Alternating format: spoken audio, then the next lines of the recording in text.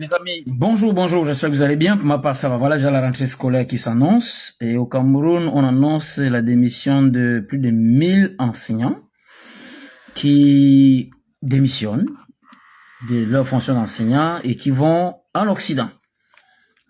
Soit au Canada, soit d'après le documentaire, Canada, Russie, et Ukraine, voilà. Bon, ils n'ont pas parlé la France, voilà, puisque c'est fait par les Français. Bon, on va d'abord écouter le documentaire, on va comprendre qu'est-ce qui ne va pas. Quand déjà plus de 1000 enseignants démissionnent, ça veut dire qu'il risquerait d'avoir une crise dans le domaine de l'enseignement. Puis s'il faut encore recruter certains, ce sera pas facile. On va écouter d'abord le documentaire, on va essayer de comprendre pourquoi. Est-ce qu'ils ont raison de partir? Qu'est-ce qu'il en est exactement? On y va. Nouveau sur la chaîne, n'oubliez pas de vous abonner et d'activer la notification pour ne rater aucune de nos prochaines vidéos.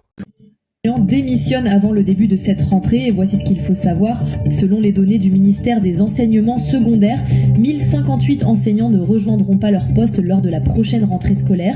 La majorité de ces démissions concernent des enseignants affectés dans les lycées d'enseignement technique et général dans presque toutes les régions du pays à l'exception de l'Adamaoua. Les syndicats expliquent cette situation par les mauvaises conditions de vie et de travail. Le ministère avait déjà constaté que plusieurs enseignants avaient déserté leur poste. Il avait invité chacun à se présenter avec des justificatifs avant de décider d'éventuelles sanctions. Cependant, les chiffres révèlent une véritable vague de départ. Dans les rues de Yaoundé, certains citoyens condamnent ces désertions et estiment que l'État devrait engager des poursuites contre ces fonctionnaires formés grâce à des fonds publics. Mais selon plusieurs sources, 95% des enseignants démissionnaires auraient quitté le pays pour s'installer au Canada, en Russie ou en Ukraine, à la recherche d'un meilleur cadre de vie et de meilleures opportunités. Camerounais. Camerounais, Boza, c'est compliqué.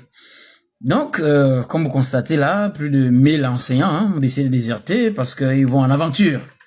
Au Canada principalement parce que c'est le net et la promotion du Canada au Cameroun. On est en train de faire la promotion. Le Canada est en train de prendre beaucoup de cerveau du Cameroun pour le Canada. Je sais que beaucoup d'Africains aussi profiteront d'une telle vidéo pour venir encore insulter les Camerounais disant que les Camerounais vont en aventure. Voilà. Je vais vous faire une précision dans cette vidéo. C'est pas parce qu'on reste dans son pays qu'on vit forcément mieux. Il y a des peuples qui sont faibles. Il y a des peuples qui n'ont pas suffisamment de courage. Il y a des peuples qui n'ont pas l'esprit d'initiative, l'esprit d'entrepreneuriat. Donc du coup, ils ne sont pas motivés à aller en aventure. Pas forcément parce qu'ils vivent bien. Il y a certains peuples qui sont assis sur la nourriture, ils pleurent de faim, mais ils ne savent pas qu'il faut prendre cette nourriture et la préparer. Donc, comme ils sont assis là, vous vous levez pour aller chercher, ils vont vous faire croire que c'est vous qui souffrez plus. En temps, il y en a qui souffrent. Alors, l'aventure n'est forcément pas une problème misère. Ça peut aussi être la manifestation d'un esprit de combattant, un esprit d'entrepreneuriat. Il y en a qui ne se suffisent pas de ce qu'ils ont. Ils pensent que c'est encore mieux ailleurs.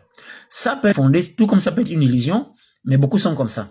Donc, je le dis par rapport à ceux-là qui penseront peut-être que, bon, d'accord, comme on dit, 1000 enseignants ont fugué, ça veut dire que c'est vraiment aussi pire que ça, non? C'est pas forcément ça. Les Camerounais, par nature, sont très entreprenants. Donc, moi, quelque part, ça ne me surprend pas. Mais, c'est là aussi, c'est dresse quelque chose. C'est que ça peut être une illusion. Beaucoup d'Africains, pas seulement les Camerounais, pensent que c'est l'Occident qui est meilleur. Détrompez-vous, Vous qui partez au Canada, là, je me rappelle, je connaissais un monsieur, il s'appelait Jacques, Il s'appelait Jacques quand j'étais au séminaire, il était même comment on appelle ça, l'architecte même pas l'architecte, enfin, celui qui gérait les travaux de construction de la mission. Alors, il y a eu une excursion sur un pays européen dont je peux faire taire le nom. Il est parti, puisqu'il faisait partie du mouvement d'action catholique, il est parti. Il était également professeur d'enseignement technique. Et c'est lui qui faisait un peu les chantiers à la mission. Quand on voulait construire une chapelle ou une salle de classe, c'est à lui qu'on confiait les travaux. Donc le gars, quand il y a eu l'excursion, il est arrivé là-bas avec les autres, il a fui. Il n'est pas revenu. Mais à moi, il a vite compris qu'il faut qu'il revienne avant la rentrée. Il est heureusement revenu rapidement avant la rentrée scolaire. Alors j'avais causé avec lui, il m'a dit, mais pourquoi tu es revenu? Il m'a dit, mon frère, l'Europe c'est l'illusion. Je ne voulais pas perdre mon poste budgétaire. Tu es obligé de revenir. Voilà. Beaucoup vont comme ça par ignorance parce qu'ils pensent que là-bas c'est mieux. Ils ne savent pas que entre celui qui est resté au pays, bon, je ne sais pas toujours comment avec les autres pays ça fonctionne, voilà. Mais le cas du Cameroun que je connais très bien. Les Camerounais du Cameroun réussissent mieux que ceux qui sont sortis. Mais ceux qui sont sortis souvent, quand ils organisent leur voyage pour revenir au Cameroun, ils ont cotisé, ils arrivent, ils font bonne allure. Ils donnent l'impression que tout va pour le mieux. Et du coup, ils plongent leurs compatriotes restés au pays dans l'illusion du fait que le pays va très mal. Mais ceux du pays ne savent pas que si ceux qui reviennent d'Europe là sont arrivés, c'est parce qu'ils ont lourdement cotisé et qu'ils se sont fait des sacrifices, peut-être au prix des années, pour venir effectuer un seul voyage, venir faire le match vu. Très souvent, ils s'octroient une voiture avant de se déplacer. Quand ils arrivent, ils ont là cette voiture-là, et puis vous voyez rouler en belle voiture. Entre-temps, là où ils sont en Occident, ça ne va pas. Et c'est ceux-là qui viennent motiver certains comme ça, comme ces anciens-là, à fuir, à aller au Canada, voyant que c'est mieux. Mais je vous dis déjà, quand vous sortez de votre pays, si vous n'êtes pas encore marié, vous partez en aventure, pour vous marier, ça ne sera pas facile. Je vous préviens déjà. Celui qui est sur place au Cameroun a plus de chances d'avoir la stabilité matrimoniale. Facilement, il prend une femme, ils font une petite famille. Et avec sa femme, ils avancent progressivement. Ils peuvent commencer à louer une petite chambre. Au bout des années, ça devient le studio. Après, ils construisent et puis c'est bon. Toi qui es parti faire 5 ans hors du pays, quand tu reviens, tu ne vaux pas celui que tu as laissé pendant 5 ans. Ils ne vont jamais vous dire ça, hein, mais c'est la vérité. Beaucoup dans les pays respectifs où ils sont partis, ils donnent l'impression qu'ils ont trop investi dans leur pays d'origine. Entre-temps, ils n'ont rien foutu. Quand vous êtes dans le pays, quand vous êtes en diaspora, et que vous n'avez pas quelqu'un de sûr au pays, investir devient compliqué. Vous êtes obligé de vous déplacer chaque fois. Voilà pourquoi vous allez vous rendre compte qu'ils peuvent vous construire une maison pendant 10 ans. Une seule maison, pendant 10 ans. Ils viennent, ils font un peu, ils repartent. Sauf s'ils ont commis des coups, hein, parce qu'il y en a aussi qui font des coups chez les autres. Ils font des frappes. Ils viennent, ils tapent un immeuble tout de suite. Mais ceux qui travaillent normalement, décemment, bon, sauf quelques hauts cadres aussi, hein, qui ont la chandelle des grands docteurs et tout. Ça arrive aussi parmi les gens de la diaspora. Mais le Camerounais lambda moyen qui est sorti du pays ne vaut pas celui qui est resté. C'est la vérité, ça peut faire mal, c'est la vérité. Donc c'est une illusion. Ceux qui sont sortis là, je vous dis très souvent, s'il y a 100 Africains en diaspora, 90 sont célibataires. C'est la vérité. Chez la femme, c'est encore pire. Je vous dis, chez la femme, c'est encore pire. Parce que chez la femme, le temps est pressant. Une femme qui a dépassé 27 ans et qui n'a pas un homme fixe, pour qu'elle se marie, c'est bien compliqué. Les chances sont amoindries. Imaginez-vous si elle traverse cette période-là, elle est encore en aventure.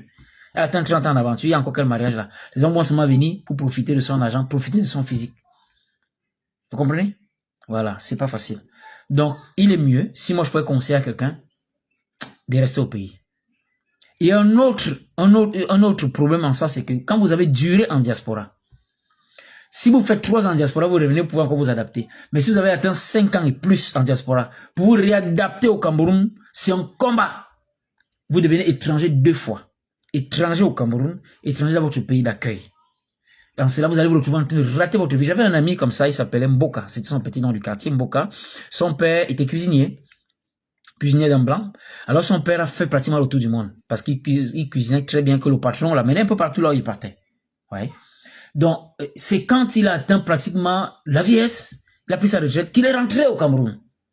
Il a aussi pris une vieille femme comme ça. Ils ont bricolé un mariage. Heureusement qu'il avait fait Mboka avant de voyager. C'était finalement son seul fils. Mais quand vous arrivez chez lui, il avait fait juste une cabane avec le petit argent qu'il avait reçu de sa retraite. Et dans sa maison, on pouvait retrouver tous les appareils qu'il avait collectionnés dans tous les pays où il avait voyagé. Oh, ça j'ai acheté ça en Suisse. Ça j'ai pris ça au Luxembourg. C'était un peu comme ça. La fin d'un homme. Vous voyez? Que des souvenirs. S'il n'avait pas fait un enfant avant de voyager, il serait où? Vous qui dites que sortir du pays là c'est mieux. Il y en a qui vous disent pas la vérité. Hein? Quand tu sors de ton pays, tu es déjà mort une première fois. Et si tu peux rater, tu meurs une deuxième fois. Et si tu vieillis là-bas, tu es déjà mort. Définitivement. Vous avez compris? Donc, ce n'est pas toujours sortir du pays qui est la solution. Je ne crois pas. Il faut se concentrer sur place, c'est mieux. Ça n'a rien à voir aussi avec ceux qui sont fainéants sur place et qui vont penser que ceux qui sortent, c'est parce qu'ils misaient trop. Il y en a qui sont dans leur pays, ils ne sortent pas. Pas parce qu'ils vivent trop bien, mais parce qu'ils sont des incapables. Ils sont aussi des craintifs, ils sont des apeurés. Ils n'ont pas le sens d'initiative. Voilà, c'est ce qu'on peut dire un peu de cette vidéo. Je vais m'arrêter là. Ceux qui me découvrent pour la première fois, bien vouloir vous abonner. On s'est dit au revoir, je crois que c'est terminé pour aujourd'hui. Et à nous revoir demain pour une autre vidéo. Portez-vous bien et bonne journée à vous.